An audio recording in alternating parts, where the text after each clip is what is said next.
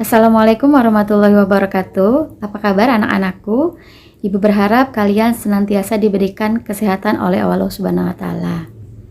Hari ini Ibu akan membahas materi tentang surat dinas dan surat pribadi.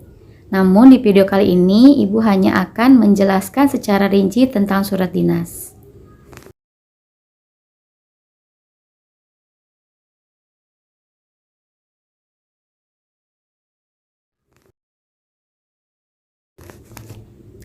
Pengertian surat dinas adalah surat yang ditulis dalam situasi formal dan untuk kepentingan formal kedinasan.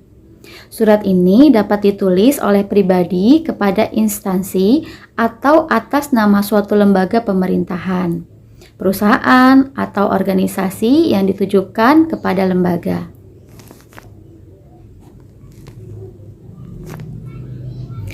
Sifat surat dinas bersifat resmi dan menyangkut topik kedinasan. Bahasa yang digunakan pada surat merupakan bahasa baku dan apa adanya. Surat dinas tidak memerlukan bahasa kiasan atau berbunga-bunga. Sifat bahasa surat resmi sangat singkat dan jelas. Diungkapkan apa adanya serta berpola tetap.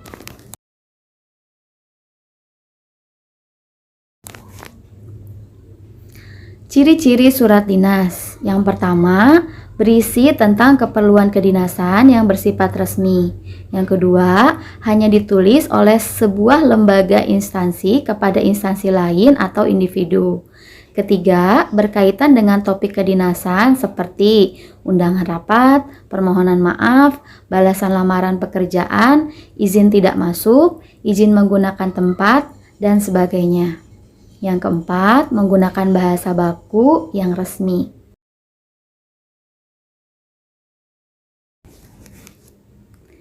Kita akan memasuki materi tentang jenis-jenis surat dinas. Yang pertama, surat pemerintah. Merupakan surat resmi yang terutama dipergunakan oleh instansi pemerintah untuk kepentingan administrasi pemerintahan. Surat pemerintah digunakan oleh instansi pemerintah mulai dari tingkat yang paling bawah sampai yang paling tinggi. Kedua, surat bisnis atau niaga, berupa surat yang utamanya dipakai oleh perusahaan dalam urusan jual beli atau perdagangan. Surat bisnis memiliki bentuk yang bervariasi, namun tetap mengikuti ketentuan surat resmi. Biasanya, pemakaian bahasa surat bisnis lebih luas jika dibandingkan dengan bahasa surat pemerintah, tergantung dari kebijakan perusahaannya masing-masing tentunya. Yang ketiga, surat sosial adalah surat yang dipakai oleh organisasi atau lembaga kemasyarakatan seperti organisasi masyarakat, yayasan, perkumpulan olahraga, organisasi kedaerahan, dan organisasi lainnya, misalnya LSM yang bersifat non-profit.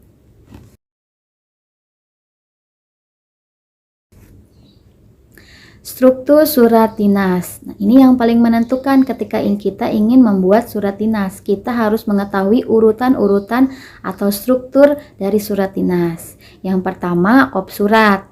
Bagian ini diisi dengan nama lembaga dan berbagai informasi yang biasanya meliputi logo, alamat, dan nomor kontak lembaga. Yang kedua, nomor surat. Suatu lembaga biasanya memiliki format nomor surat tersendiri yang diikuti untuk memastikan keabsahan surat. Misalnya 05-K-PKSB. Yang ketiga, tanggal surat. Keterangan tanggal kapan surat itu dikirim. Contohnya tanggal 9 Mei tahun 2021. Yang keempat, lampiran. Sebagai penerang bahwa dalam surat itu terdapat bahan-bahan yang tertulis yang disertakan selain dari surat itu sendiri.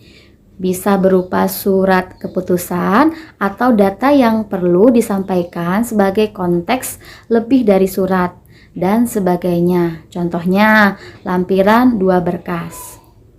5. Perihal. Judul atau inti dari surat. Misalnya perihal permohonan izin. Yang keenam, alamat surat. alamat dan nama atau jabatan penerima surat yang berwenang. Contohnya, Kepala Kuarcap Jakarta Pusat di Jakarta. 7. Salam pembuka. Memastikan kita menyapa pada penerima surat. Dalam surat dinas, kata sapaan haruslah baku. Contohnya dengan hormat. Kedelapan, paragraf pembuka berisi latar belakang, alasan, dan konteks lainnya dalam mengirimkan surat. Kesembilan, paragraf isi atau inti surat merupakan isi dan pesan utama yang ingin diutarakan dalam surat. Kesepuluh, paragraf penutup berisi ucapan terima kasih dan penutup lain yang diperlukan. Kesebelas, penanda tangan surat. Orang atau lembaga atau instansi yang menandatangani surat. Tembusan yang ke-12, orang atau lembaga atau instansi yang juga menerima surat dinas sebagai pemberitahuan.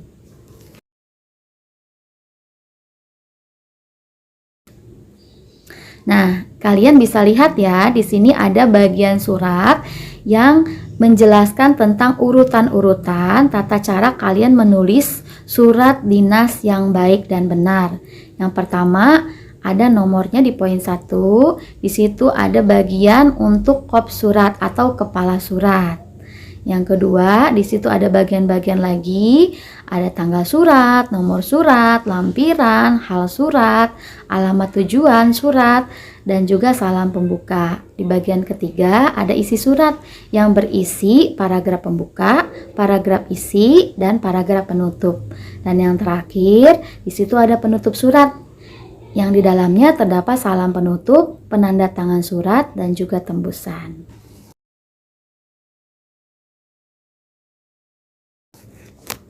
Nah, sampai di sini Ibu berharap kalian sudah paham tentang pengertian dari surat dinas.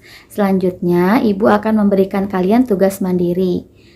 Tugas mandirinya adalah buatlah surat dinas tentang kegiatan perjusa atau perkemahan Jumat Sabtu yang dilaksanakan di sekolahmu dengan mengikuti penulisan surat dinas seperti contoh yang di atas tadi.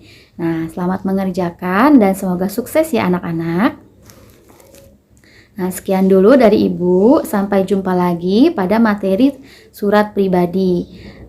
Dari Ibu cukup sekian. Wabillahi taufiq wal hidayah. Wassalamualaikum warahmatullahi wabarakatuh.